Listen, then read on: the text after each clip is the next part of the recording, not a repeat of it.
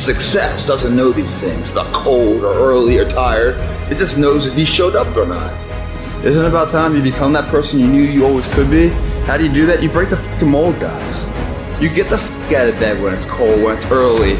You do something away from the normality of what you've been doing. Why not try it, man? You can't talk it all the time, you gotta walk it. Commit to one day, try it, see how it feels. Getting up that fucking early when everyone else is asleep, or when it's that cold, when everybody else says, no, this is not comfortable, we shouldn't do this. You say, yes, motherfucker, I'm gonna introduce myself to it. You do a little extra effort here. You take whatever's normal, and you do a little extra to it. That's what makes it extraordinary. What's that extra? The extra rep. Getting up an extra half hour earlier.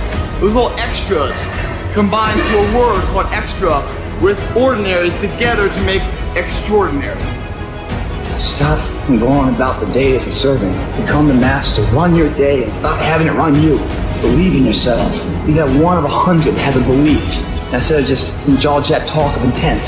Huge differential there. Differential is somebody just believing life and the other one taking the most of the opportunity of time of life. Remembrance. Otherwise, forgotten. You have to realize that one day your life is going to flash before you and the credits are going to roll, and it's going to be two options. It's going to say, oh shit, it's too late, or it's going to say, yeah, I kicked ass. And that's the bottom line. So when they bury you, is your tombstone going to say, what might have been? Or is your tombstone going to say, hell yeah, I killed it?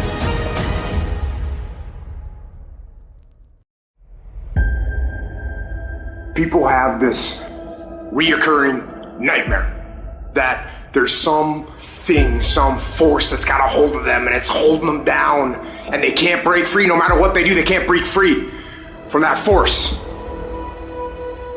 Well, I'm here to tell you that that thing in your nightmare, that thing that's holding you back, that thing that's dragging you down, that thing is you. There are two fundamental attitudes toward life and its sorrows. Those with the first attitude blame the world.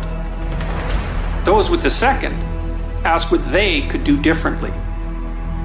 It's much easier and much more gratifying to your basest desires to blame someone else for your misery. You know what's so funny? We want people to make guarantees to us, but we're not willing to make guarantees to ourselves. And that's the problem with some of you. You always want to blame other people. You owe you an explanation. You need to look at yourself in the mirror and say, why are you only giving 50%? What's wrong with you? You need to put yourself on punishment. You need to tell you no more TV, no more snacks, no more desserts. No, we working out now. You need to tell you that you owe you something. Every day I demand more from myself than anybody else could humanly expect. I'm not competing with somebody else, I'm competing with what I'm capable of. My number one competition is me. It's always you versus you.